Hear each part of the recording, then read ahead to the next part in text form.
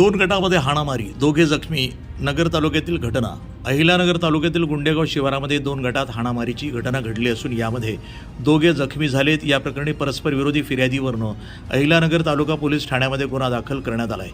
शुक्रवार दिनांक 20 मार्च रोजी दुपारी 12 वाजण्याच्या सुमारास गुंडेगाव बसस्टँड परिसरात पैशांच्या उधारीच्या वादातनं मारहाण झाल्याची घटना घडली. या प्रकरणी सुरेश फाकट्या चव्हाण वय 60 राहणार गुंडेगाव यांनी दिलेल्या फिर्यादीवरनं अविनाश सिद्धिकर चव्हाण, संगीता सिद्धिकर चव्हाण आणि सिद्धिकर फाकट्या चव्हाण राहणार गुंडेगाव यांच्या विरोधामध्ये गुन्हा दाखल करण्यात आला आहे.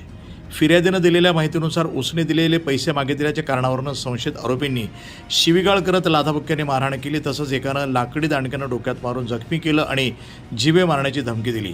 स्वतः फिर्यादी हा जखमी झाला आहे. गुरुवार दिनांक 19 मार्च रात्री गुंडेगावमधील ससा टेकडी परिसरात घरासमोर उभ्या असलेल्या विनोद सिद्धिकर चव्हाण यांच्यावर चौघांनी मिळून हल्ला केल्याची घटना घडली. या प्रकरणी सैयदलाल फाकट्या चव्हाण, सुरेश फाकट्या चव्हाण, निलेश चव्हाण आणि अश्विनी निलेश चव्हाण सर्व राहणार गुंडेगाव यांच्या विरोधामध्ये गुन्हा दाखल करण्यात आला आहे. फिर्यादीच्या म्हणण्यानुसार संशयित आरोपींनी काठी आणि दगडांनी मारहाण करत त्यांना जमिनीवर पाडलं, तसंच डोळ्यात मिरची पोट टाकून जखमी केलं. पोलीस तपास करत आहेत. वृत्तसंपादन विभाग, न्यूज टुडे 24, अहिल्यानगर.